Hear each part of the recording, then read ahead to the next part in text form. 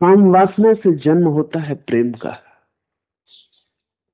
लेकिन काम वासना पर ही कोई रुक जाए तो प्रेम का कभी जन्म ना होगा। काम वासना से ही प्रेम का आविर्भाव होता है। फिर कमल से सुगंध उठती, वैसे ही प्रेम से भक्ति की गंध उठती। कमल तो दृश्य है, सुगंध अदृश्य है। प्रेम दृश्य है, भक्ति अदृश्य है। भक्ति तो गंध मात्र है। तुम भक्ति को मुट्ठी में बांध ना पाओगे।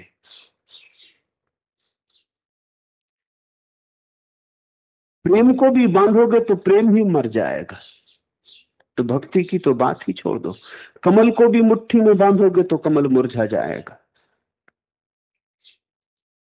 कमल को भोगना, कमल से आनंदित होना, कमल का उत्सव मनाना, कमल के आसपास नाचना, कमल के मालिक मत बनना, मुट्ठी में मत बांधना, नहीं तो प्रेम भी कुम्हला जाएगा। अधिक लोगों के प्रेम मुट्ठी में बंध के ही तो कुम्हला जाते, मर जाते। जहां तुमने प्रेमी पर कब्जा किया, वहीं प्रेम की मृत्यु शुरू हो जाती। जहां मालकियत आई, वहां प्रेम नहीं ठहर पाता। प्रेम कोई वस्तु नहीं है कि तुम मालिक हो सको। ये कोई संपदा नहीं है जिसे तुम तिजोरी में रख सको। ये तो कमल का फूल है, इसे खुले आकाश में खिलने दो। डरो मत, ऐसा भय मत पालो कि कोई और इस फूल के आनंद को उपलब्ध ना हो जाए, कोई और इस फूल के सौंदर्य को ना देख ले, किसी और की आंखों में फूल का सौंदर्य ना भर जाए। ढांको मत इस फूल को, क्योंकि ढांक लोगे तुम, दूसरों की नजरों से तो बच जाएगा, लेकिन तुम भी वंचित हो जाओगे, क्योंकि ढका हुआ फूल मर जाता है। खुला आकाश चाहिए, सूरज की किरणें चाहिए, मुक्त हवाएं चाहिए, तो ही फूल जीवित रहेगा। प्रेम मर गया है। पृथ्वी पर प्रेम की लाशें, कुम्हलाए हुए फूल हैं, मरे हुए फूल हैं। प्रेम को ही मुट्ठी में बांधना असंभव है। जिन्होंने बांधा, उन्होंने ही प्रेम की हत्या कर दी। कभी भी प्रेम पर मालिकियत मत जताना। प्रेम को ही तुम्हारा मालिक होने दो, तुम प्रेम के मालिक मत बनना। प्रेम नाजुक है, मालिकियत को न सह पाएगा। तो फिर भक्ति की तो बात बहुत दूर। भक्ति तो सुगंध है, अदृश्य है, उस पर कोई मुट्ठी बांधी नहीं जा सकती। मुक्त उसका स्वभाव है, दूर आकाशों को छुएगी, दूर हवाओं पर यात्रा करेगी। जब प्रेम को पंख लग जाते हैं तब भक्ति। जब प्रेम इतना सूक्ष्म हो जाता है कि दिखाई भी नहीं पड़ता, सिर्फ एहसास होता है, तब भक्ति। प्रेम का नशा थोड़ा स्थूल है, भक्ति का नशा बड़ा सूक्ष्म। प्रेम को तो तुम थोड़ा सुन पाओगे, उसकी पगध्वनि सुनाई पड़ती। भक्ति की पगध्वनि भी सुनाई नहीं पड़ती। उसे तो तुम पहचान तभी पाओगे जब तुमने भी उस अदृश्य का थोड़ा अनुभव किया हो। काम वासना से ऊपर उठो। ध्यान रखना, मैं कहता हूं ऊपर उठो, दूर जाने की नहीं कह रहा हूं, पार जाने की कह रहा हूं। ऊपर उठने का अर्थ है तुम्हारी बुनियाद में तो काम वासना बनी ही रहेगी। तुम ऊपर उठे, भवन उठा, बुनियाद से ऊपर चला, बुनियाद तो बनी ही रहेगी। काम वासना से ऊपर उठो तो प्रेम, प्रेम से भी ऊपर उठो तो भक्ति। काम वासना में क्षण भर को दो शरीर करीब आते, क्षण भर को ही आ सकते हैं, क्योंकि शरीर बड़े स्थूल है, उनकी सीमाएं बड़ी स्पष्ट है। करीब ही आ सकते हैं, एक तो नहीं हो सकते। प्रेम में दो मन करीब आते, क्षण भर को एक भी हो जाते, क्योंकि मन की सीमाएं तरल, ठोस नहीं। जब दो मन मिलते हैं तो दो मन नहीं रह जाते, क्षण भर को एक ही मन रह जाता है। भक्ति में दो आत्माएं करीब आती, दो चैतन्य करीब आते, व्यक्ति का और समष्टि का, बूंद का और सागर का, कण का और विराट का, और सदा के लिए एक हो जाते। काम वासना में शरीर करीब आते हैं और दूर फिक जाते हैं, इसलिए काम वासना में सदा ही विषाद है। मिलने का सुख तो बहुत थोड़ा है, दूर हट जाने की पीड़ा बहुत गहन है। इसलिए ऐसा व्यक्ति खोजना कठिन है जो काम वासना के बाद पछताया ना हो। पछतावा काम वासना का नहीं, काम वासना पास ले आती लेकिन तत्क्षण दूर फेंक जाती।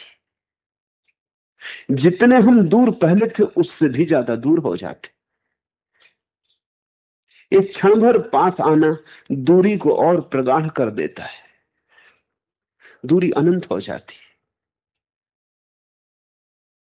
इसलिए हर काम वासना के पीछे पछतावा है, एक पश्चाताप है, जैसे कुछ खोया।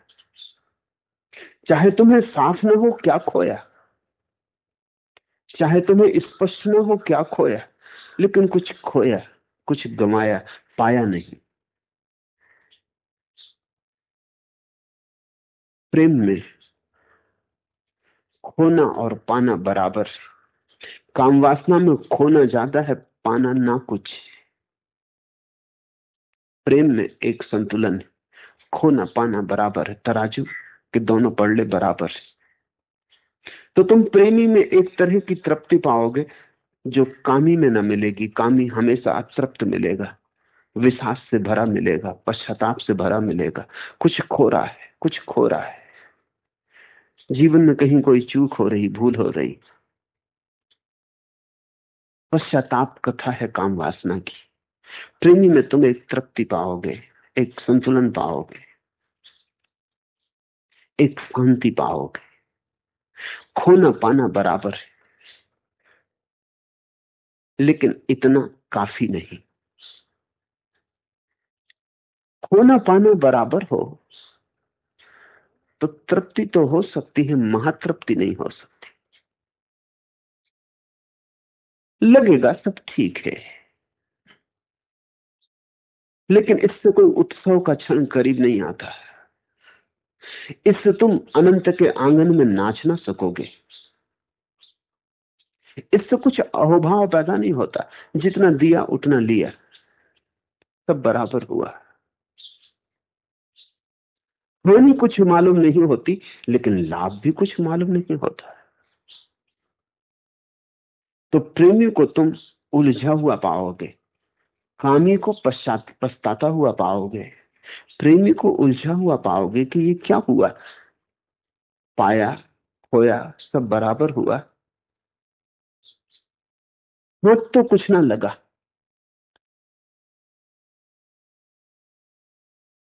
हिसाब तो पूरा हो गया, लेकिन जीवन यूं ही चला गया। प्रेमी को तुम उलझा हुआ पाओगे, एक प्रश्न चिन्ह पाओगे प्रेमी की अंतर्दशा में कि ये सब क्यों, प्रयोजन क्या। फिर भक्त की दुनिया है, जहां पाना ही पाना है और खोना नहीं। कामी की दुनिया है, जहां खोना ही खोना है, पाना नहीं है।